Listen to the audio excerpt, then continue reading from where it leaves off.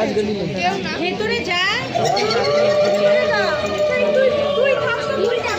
छोटा बच्चा है मोबाइल देख रहा था